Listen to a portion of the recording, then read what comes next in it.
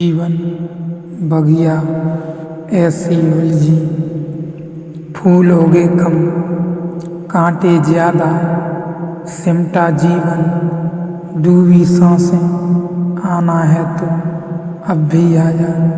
यदि आपने अभी तक पिछला प्रवचन पूरा नहीं देखा है तो कृपया करके पिछले प्रवचन की सभी अध्याय को देखें, तभी आप इस प्रवचन की इस अध्याय में प्रवेश करें। और यदि आप समझ सकते हैं तो इस अध्याय को देखें। इस प्रवचन में पंच कोश की चर्चा है। अन्न से बनने वाले कोशों के समूह रूप को अन्नमय कोश कहते हैं। प्राण आदि 14 प्रकार के वायु इस अन्नमय कोश में संचार करते हैं, तब उसे प्राणमय कोश कहते हैं। मनुष्य का व्यक्तित्व बहुत परतों से बना है और इन परतों का सम्यक बोध इन परतों को पार करने के लिए जरूरी है। जिसके पार हमें जाना है उसे जान लेना जरूरी है, जिससे हमें मुक्त होना है उसे पहचान लेना जरूरी है। ऊपर से देखने पर आदमी जैसा दिखाई पड़ता है वह उसका पूरा शरीर नहीं है, वह केवल शरीर की पहली परत है। जब हम देखते हैं आदमी को तो हमें दिखाई पड़ता है, उसे ऋषियों ने अन्नमय कोश कहा है। फिजिकल बॉडी, यह जो शरीर है यह माता पिता से उपलब्ध होता है, यह आपका नहीं है, यह परत आप नहीं है, यह परत एक लंबी परंपरा है। हजारों शरीरों ने इस शरीर को निर्मित किया है। आपके माँ बाप आपको जो बीजाणु देते हैं उसमें इस शरीर की पूरी बिल्ट इन प्रोसेस, इस शरीर के होने की सारी संभावना छिपी होती है। अब तो वैज्ञानिक कहते हैं कि आपके शरीर में जो भी प्रकट होता है पूरे जीवन वह आपके पहले बीज कोश में छिपा होता है। कुछ भी नया घटित नहीं होता। आपकी आँख का रंग, आपके बाल का रंग, आपकी चमड़ी का रंग, आपके उम्र, आपके व्यक्तित्व में जो जो फलित होगा वह सब उस बीज में छिपा होता है, वह आप नहीं हैं। उस शरीर की तो लंबी अपनी यात्रा है। आपके माता पिता से आपको मिला है, उनके माता पिता से उन्हें मिला है। यह बहुत लंबी यात्रा है, करोड़ों वर्ष की लंबी यात्रा है। अगर हम अपने शरीर में पीछे लौटें तो प्रत्येक व्यक्ति के शरीर में इस जगत का पूरा इतिहास छिपा है। यह जगत पहले दिन बना होगा, उस दिन भी शरीर का कुछ हिस्सा मौजूद था, वही विकसित होते आपका शरीर हुआ।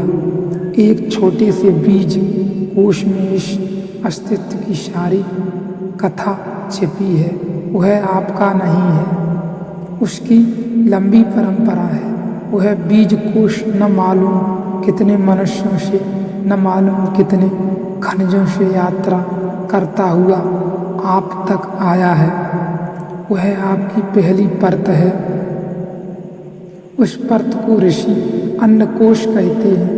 अन्नकोश इसलिए कहते हैं, उसके निर्माण की जो प्रक्रिया है वह भोजन से होती है, वह बनता है भोजन से।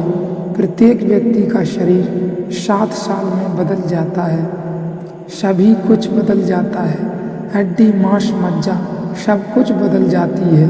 एक आदमी 70 साल जीता है तो 10 बार उसके पूरे जीवन का रूपांतरण हो जाता है। रोज आप जो भोजन ले रहे हैं वह आपके शरीर को बनाता है, और रोज आप अपने शरीर को से मृत शरीर को बाहर फेंक रहे हैं। जब हम कहते हैं कि फलां व्यक्ति का देहावसान हो गया तो हम अंतिम देहावसान को कहते हैं। जब उसकी आत्मा शरीर को छोड़कर दूसरे शरीर देती है, वैसे व्यक्ति का देहावसान रोज हो रहा है।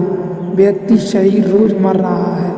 आपका शरीर मरे हुए हिस्से को रोज बाहर फेंक रहा है।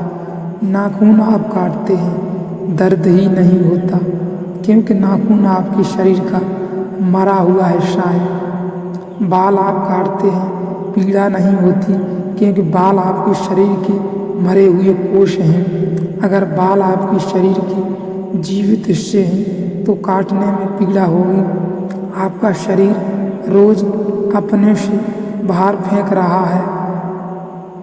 एक आनंद की बात है कि अक्सर कब्र में मुर्दे के नाखून और बाल बढ़ जाते हैं, क्योंकि नाखून और बाल का जिंदगी से कुछ लेना देना नहीं।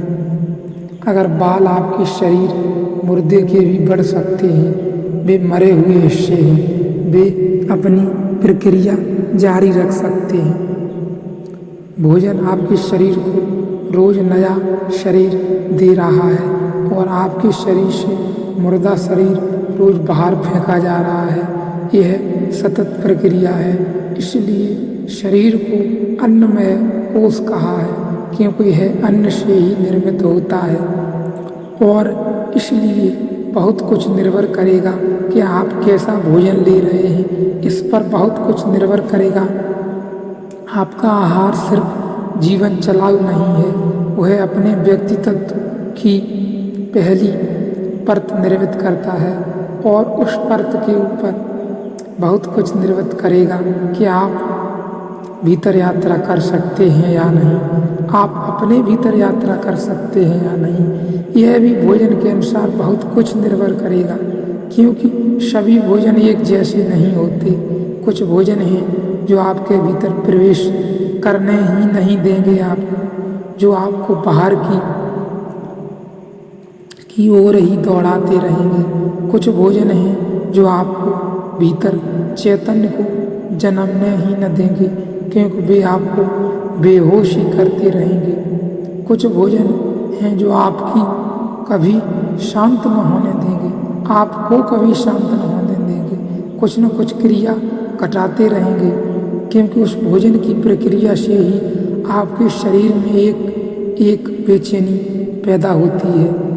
भोजन के भी कई प्रकार हैं, जैसे रुग्ण भोजन, स्वस्थ भोजन, अस्वस्थ भोजन, अशुद्ध भोजन।